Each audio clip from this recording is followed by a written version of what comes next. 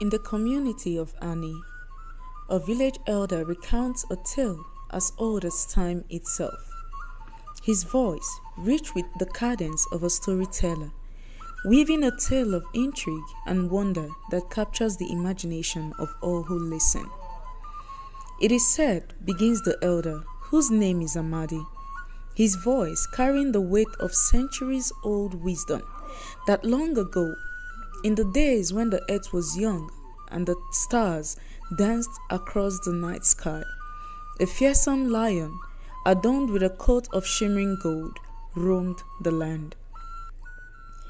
Gasps of awe rippled through the gathered crowd as Amadi's words hung in the air, each syllable laden with mystery and intrigue.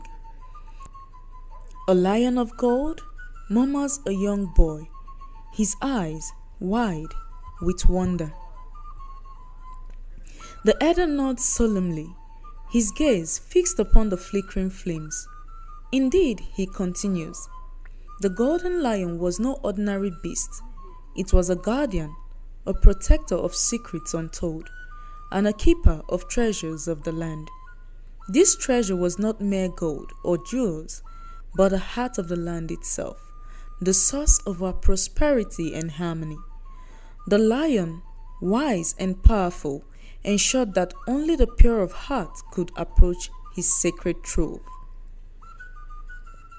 As the tale unfolds, the firelight casts eerie shadows upon the faces of the listeners, heightening the sense of anticipation that hangs in the air like a cloak of night.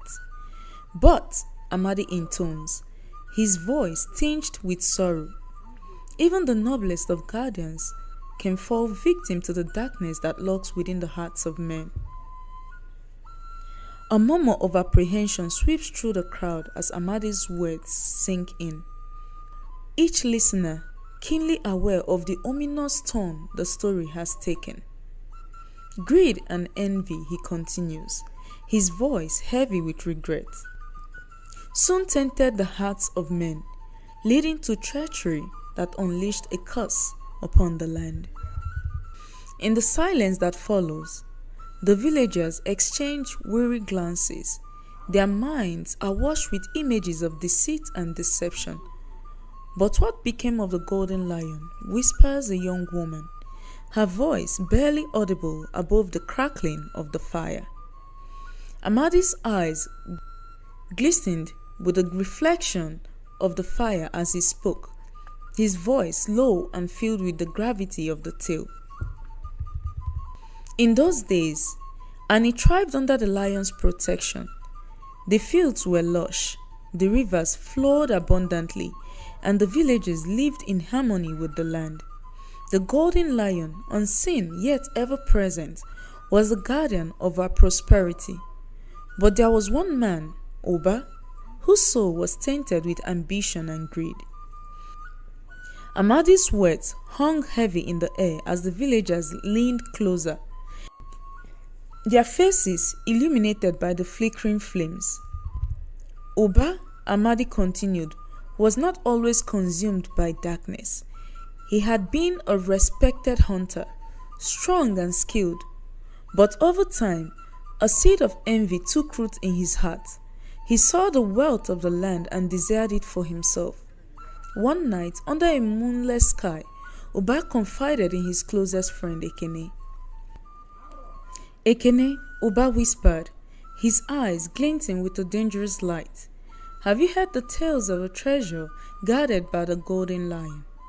Ekene wearily responded, I have heard the elders speak of it. They say it is not for us to seek. It is a blessing that keeps our land fertile and our lives peaceful. Oba's lip curled in disdain. Blessing? It is a hoard of wealth, hidden away while we toil and scrape. Think of what we could do with such power. We could rule not just Ani, but beyond. Ekene stepped back, shaking his head. This is madness, Oba. The elders warn that the lion guards the treasure for a reason. To seek it is to bring ruin upon us all. But Oba's mind was set. The elders are old and fearful. They cling to their superstitions while we suffer. I will find the treasure and claim it. Imagine the power we could wield, the fear we could instill in those who oppose us. Despite Ekene's protests, Oba's resolve only hardened. The next day, he sought out the elders, hoping to glean any information that might aid his quest. He approached the oldest and wisest elder, Ikenna, who sat beneath the oak tree, his eyes closed in meditation. "Good day, Mazi Ikenna," Oba began, his voice deceptively respectful. Mazi Ikenna's eyes opened slowly, yet the intensity of his gaze seemed to cut through Oba's superficial demeanor with an almost supernatural clarity. His penetrating stare conveyed a deep understanding and a powerful presence. "To what do I owe this visit?" asked Mazi Ikenna. "Please share with me the story of the golden lion and the treasure it is destined to protect," Oba requested with a tone of deep respect and reverence. He understood that he was asking for knowledge that was not easily given, and his voice reflected a facade of his appreciation for the gravity of the subject. "Why do you seek such knowledge, Oba?" Mazi Ikenna's voice was calm but carried an undercurrent of profound wisdom and authority. "The treasure you inquire about is not meant for those driven by greed or blind ambition. It is a sacred trust, a legacy that demands respect and protection above all else." His words hung heavily in the air, as if infused with the weight of countless generations of guardianship. Mazi Ikenna continued, his tone unwavering. "This treasure is not a prize to be claimed or a bounty to be exploited. It embodies the very essence of our heritage and the values we hold dear. To seek it with selfish interest is to misunderstand its true purpose and to jeopardize the very balance we strive to maintain." Oba shifted uncomfortably, the gravity of Ikenna's words sinking in. He realized that the knowledge he sought came with profound responsibilities and consequences that extended far beyond personal gain. The elder's piercing gaze seemed to strip away his pretense, exposing the raw truth of his intentions. "It is not a simple quest, Oba," Ikenna added, his eyes never leaving Oba's. "The path to understanding and protecting the treasure requires a heart free from corruption and a spirit aligned with the greater good. Are you prepared to forsake your personal desires and embrace this sacred duty with the reverence it demands?" The atmosphere fell into a deep silence as Oba contemplated Mazi Ikenna's words, the enormity of the elder's message resonating within him. Oba feigned innocence. "I seek only to understand, Mazi. Our village struggles, and I thought perhaps there might be a way to use the treasure for the good of all." Mazi Ikenna's gaze grew stern. "Do not be deceived by your own desires, Oba. The treasure has brought prosperity because it remains untouched by greed. To seek it for selfish reasons would bring untold suffering upon us all." But Oba's ambition had already clouded his judgment. "Thank you, Mazi," he said, masking his frustration with a forced smile. "I will heed your words." Yet as Oba walked away, his mind churned with plans. He would not be dissuaded by old men and their warnings. He would find the treasure and it would be his. Amadi's voice grew darker, the fire reflecting the growing tension in his steel. Amadi's eyes glistened with the reflection of the fire as he spoke, his voice drawing the villagers deeper into the tale. After weeks of plotting, scheming, and planning towards his adventure, Oba journeyed into the forest, driven by his dark desires. The dense canopy of trees seemed to close in around him, the air thick with scent of moss and decay. Each step was a struggle through the underbrush, his path illuminated only by silvers of moonlight filtering through the leaves. After days of relentless searching, Oba's persistence paid off. He stumbled upon a hidden cave. its entrance shrouded in veins and shadow. The air was different here, charged with an eerie energy that made his skin prickle. He knew he had found it, the lair of the golden lion. Amadi's voice grew softer, drawing the villagers closer as if to share a secret. As Oba approached the cave, he felt a pair of eyes on him. Ancient, knowing eyes that seemed to pierce through his very soul. He stepped into the dimly lit cavern, the walls glistening with veins of precious metals, and there, bathed in a soft, otherworldly glow, stood the golden lion. Its mane shimmered like liquid gold, and its eyes, deep and fathomless, held the weight of centuries. The lion's voice resonated through the cavern, a sound that seemed to come from the very earth itself. "Who dares to disturb my sanctuary?" it rumbled, each word a promise of power and peril. Oba, clutching his blade tightly, stepped forward. His heart pounded, but his voice remained steady. "I am Oba, the son of Ani, and I have journeyed far with a single purpose in mind, to claim the treasure you so fiercely protect. Your vigilance is commendable, but my resolve is unyielding. Now stand aside, noble guardian, and allow me to pass, or prepare yourself to face the full measure of my wrath." The lion's eyes narrowed, seeing through to the darkness that had consumed Oba's heart. "Turn back now," the lion warned, "for the treasure you seek is not meant for those with souls tainted by greed. Live while you still can, and perhaps you will find redemption."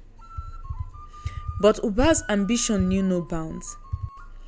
He tightened his grip on the hilt of his sword, his knuckles white with determination. "Old tales and legends will not deter me. I will have the treasure, and with it I will rule over Ani and beyond." With a thunderous roar that reverberated throughout the cavern, the golden lion surged forward, its massive form embodying a force of nature. The ground quaked beneath their feet as the two adversaries collided, unleashing a tempest of primal energy and unrestrained rage. Oba brandished his blade with determined resolve, each swing a whirlwind of ferocity and fury. Yet the lion proved to be a formidable opponent. Its movements were graceful, yet deadly, a symphony of agility and strength as it evaded Oba's strikes with graceful ease. The air crackled with electricity as the battle raged on, each combatant pushing themselves to the limits of their endurance in the dance of life and death. The battle was fierce, each strike and counter-strike echoing through the cavern. Oba's blade scraped against the lion's shimmering fur, sparks flying in the dim light. The lion's claws slashed through the air. Blood sprayed as the lion's claws found their marks, tearing into Oba's flesh. He cried out in pain, but his desire for the treasure fueled him, pushing him to fight on. "You are but a man driven by greed," the lion roared. "You cannot comprehend the power you seek to claim." Oba's face twisted in a snarl of defiance. "I will not be denied," he screamed, lunging once more. But the lion, with a final mighty swipe, struck Oba down, sending him crashing to the ground. The blade clattered from his hand, the sound reverberating in the sudden deafening silence. As Oba lay on the cold stone floor, blood pooling around him, he gasped for breath, his vision dimming. The lion stood over him, its eyes filled with a sorrowful wisdom. "You could have chosen a different path," it said softly, "but now your greed has sealed your fate." With his last breath, Oba's voice was a mere whisper filled with spite. "If I cannot have the treasure," he rasped, "then let Ani suffer. May this land wither and die." The chords reverberated throughout the cavern, its sinister energy resonating with the ancient soil of Ani, penetrating deep into the heart of the land. The golden lion's agonizing roar pierced the air, a haunting melody of sorrow and despair that echoed off the cavern walls. mourning the tragic fate that had befallen both the guardian and the village. As the curse took hold, Oba's form was consumed by the very earth itself, swallowed by the darkness that now enveloped Annie, leaving behind only the lingering shadow of his presence. From that fateful moment onward, Annie's once bountiful land began to wither and decay, their vitality drained by the malevolent forces unleashed by the curse. Crops wilted and died, their once green fields turning barren and lifeless. Rivers that once flowed with clear sparkling water now ran dry, their parched beds serving as grim reminders of the village's suffering. With each passing day, the people of Annie watched helplessly as their once thriving community crumbled before their eyes, succumbing to the relentless grasp of despair and hopelessness. The laughter of children was replaced by the mournful wails of the afflicted, and the once vibrant streets grew eerily quiet as fear and desperation took hold. The villagers shuddered, for they had all felt the weight of Oba's curse. But the story does not end there, Amadi continued, his tone darkening. Many years later, Obanna, the sole offspring of Oba, who was merely a tender 6-year-old when his father met his tragic end, blossomed into a spirited young man, brimming with vitality and harboring an unwavering determination to break the curse and restore honor to his family's name. Unlike his father before him, Obanna possessed a gentle soul, driven by a profound desire to rectify the injustice of bygone days and pave a path of righteousness for generations to come. Amadi paused, his eyes scanning the faces of the villagers, who were drawn in by the gravity of his tale.